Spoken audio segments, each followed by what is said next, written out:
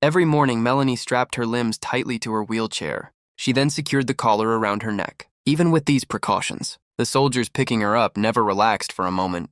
They carefully checked Melanie's restraints to ensure everything was secure before wheeling her out of her room. If any soldier got too close to Melanie, Sergeant Parks would sharply reprimand them. There were more than 20 children in the base just like Melanie, each of whom had to be securely restrained before leaving their rooms. 2 armed soldiers escorted each child at all times. Only after confirming the children posed no immediate threat did their teacher enter the classroom. The reason for such extreme precautions was simple. These kids were second-generation zombies, carrying the zombie virus within them. Outside the base, zombies had already taken over the world. Survivors had established various safe bases for humanity. During the fight against zombies, scientists discovered these special children, who had been infected while still in their mother's wombs. They looked exactly like normal kids, but once they caught the scent of a human, they immediately became dangerously aggressive. Yet these children represented humanity's greatest hope. Scientists believed they could develop a vaccine. From studying these half-human, half-zombie children after years of observation, researchers found something surprising. Children raised with human education could think and behave normally. Some, like Melanie, even proved exceptionally intelligent. Melanie's favorite teacher was Helen. Helen was the only person who didn't treat the children as freaks. Likewise, Melanie was Helen's favorite student. A simple essay by Melanie would move Helen to tears. Because of this bond, Helen often overlooked Melanie's zombie nature. But whenever that happened, Sergeant Parks would remind her harshly through experiments. Without the protective blocker gel, just a small exposure of human skin could trigger the children's bloodthirsty instincts instantly. But Melanie was the exception. She managed to suppress her zombie instincts during these experiments. Then one day, Melanie realized something strange. It was past her usual wake-up time, yet no soldiers came to get her. She didn't understand why. Eventually, she heard soldiers outside again. This time, however, they took her somewhere she'd never been before. Growing anxiety, Melanie was shocked to find herself outside the base. For the first time, Melanie, who had spent her entire life confined in the base, saw the outside world for the first time. Her eyes filled with anxiety and fear. The base was completely surrounded by countless zombies. More zombies continued pouring in without end. Soldiers desperately fired their guns, trying to hold them back, but it was clear the zombies would soon break through. Time was quickly running out. Soon, Melanie was taken to the lab. Compared to the other zombie children, Melanie was the most human-like. Dr. Caldwell decided to dissect Melanie, hoping her body held the key to developing a vaccine. To keep Melanie calm, Caldwell quickly injected her with a tranquilizer. Soon, Melanie felt herself drifting into unconsciousness. Then Caldwell and her assistant carefully placed Melanie on the operating table, tightly securing her with straps. Just as the experiment was about to begin, Helen suddenly burst into the lab. She tried to stop Caldwell from carrying out the cruel procedure, but Caldwell mercilessly sprayed pepper spray directly into Helen's face. The burning sensation instantly disabled Helen. 2 soldiers quickly entered and dragged her away. Alarms suddenly blared throughout the base. Selkirk, however, didn't notice a zombie approaching from behind. Caldwell reacted quickly, grabbing a fire extinguisher and smashing it onto the zombie. Although Caldwell successfully fought off the attack, her hand was severely cut by the glass. Even worse, Selkirk, who had been bitten, started rapidly transforming into a zombie. She left Melanie alone on the operating table. Fortunately, Melanie carried the same virus within her, making the zombie uninterested in her. Melanie took advantage of this opportunity. She grabbed a scalpel cut through her restraints. The moment Melanie stepped outside, she froze. The entire base had already been overrun by zombies. The chaos Melanie saw Helen seeing this enraged Melanie completely. She lunged at the soldier and began biting him furiously. Tasting blood for the first time made her feel intoxicated. She fainted when Helen regained her senses. She quickly scooped Melanie into her arms. Helen closed her eyes in despair, awaiting death suddenly. An armored vehicle raced toward them. Helen jumped onto the vehicle, still clutching Melanie. They had narrowly escaped death inside. The vehicle was Dr. Caldwell. A soldier named Gallagher quickly noticed Melanie as well. Parks immediately wanted to eliminate this potential threat. Helen swiftly shielded Melanie with her own body. Caldwell also stepped forward to intervene.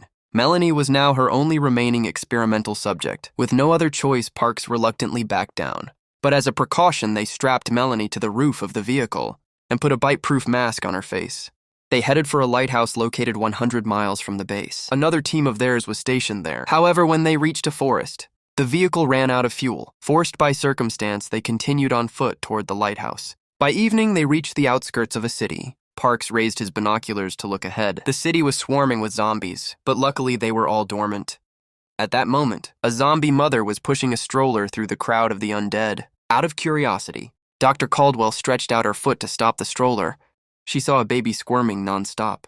Carefully, she lifted the blanket, but she was startled to find a rat feasting on rotten flesh inside. The noise immediately caught the attention of the mother zombie. Luckily, Parks reacted fast and shot the zombie, even though his gun had a silencer. The sound still alerted more zombies. The group had no choice but to fight their way out, while retreating quickly soon. They found shelter inside an old, crumbling building to make sure it was safe. Parks and Helen decided to split up. They searched the building for zombies and also looked for supplies and food. Meanwhile, Caldwell and Melanie stayed where they were. Melanie couldn't hold back her curiosity and asked Caldwell about her past. Caldwell didn't hide anything. I told her everything. She explained that when the zombie virus first broke out, many pregnant women got infected, but their unborn babies kept growing. The fetuses devoured their mother's organs from the inside and crawled out of their bodies, maybe because of their strong adaptability. These babies' brains somehow coexisted with the virus. As a result, they became immune and still kept their human thoughts and emotion. Caldwell said that once a vaccine was developed, they could finally defeat the virus. Then all remaining survivors would be saved. Hearing this, Melanie fell silent. Deep in thought the next morning, they got ready to leave. But they found a huge crowd of zombies completely blocking their way. Trying to sneak through like yesterday was almost impossible. While everyone felt helpless, Melanie volunteered to lure the zombies away. But Caldwell strongly disagreed. Because Melanie was her only test subject. If Melanie ran off, her research would be ruined. However, Parks looked into Melanie's sincere eyes. In the end, he decided to let her try. Before leaving, Helen thoughtfully helped Melanie change into fresh clothes. Then Melanie walked straight into the zombie crowd. Because she also carried the virus in her body, the zombies had no interest in her. After Melanie walked out of the zombie crowd, she soon spotted a stray cat on the road. Her zombie instincts instantly kicked in. She chased after it and had a big feast. After that, she continued wandering outside. It was her first time exploring the outside world, and everything fascinated her. Before long, she followed another scent and found a teddy dog, but this time she was full and still kept her mind clear. So she quickly grabbed the teddy and carried it away. She brought it back to the zombie crowd and put it down. The smell of fresh meat woke the zombies at once. They immediately chased after the poor teddy. In the end, she successfully lured the zombies away from that area. From that moment on, Melanie earned everyone's trust. Whenever they explored new places, she went first only after she made sure it was safe. The others would follow. Soon they arrived at another city. But strangely, there was not a single zombie in sight. When they reached the city center, they were completely shocked. A skyscraper hundreds of feet tall was fully covered with plants. Beneath it lay piles of thousands of zombie corpses. The plants had actually grown out of the zombies' bodies. Caldwell immediately realized the virus had entered its second stage. It no longer just lived inside humans. Now it was actively spreading. Once the fruits on these plants ripened, the virus inside would be released into the air. At that point, anything that could breathe would be doomed. Caldwell picked one of the fruits to take back for research. On the way, Melanie curiously asked why the fruit would cause the end of the world. Once it ripened, Caldwell patiently explained it to her. She also showed Melanie how tough the fruit shell was. Unless there was a fire or some extreme condition, it was very hard to break them open. As they kept walking, they discovered a vehicle that looked like an RV. Caldwell was overjoyed, because she knew it was actually a mobile laboratory. They went inside and found the equipment still in perfect condition. Although the vehicle couldn't start, at least it could serve as a temporary base for them. Thanks to the solar power system, they didn't need to worry about electricity for now.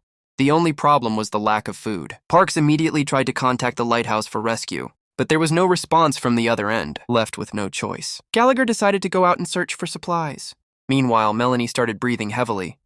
Her body was reminding her that she needed to eat. To prevent her from losing control, Parks allowed her to go out and find food on her own. Soon she caught a pigeon on a rooftop and devoured it hungrily. But Gallagher was not so lucky. Not only did he find nothing, but something had started following him. At the same time, Melanie sensed danger. Following the scent, she arrived at a house.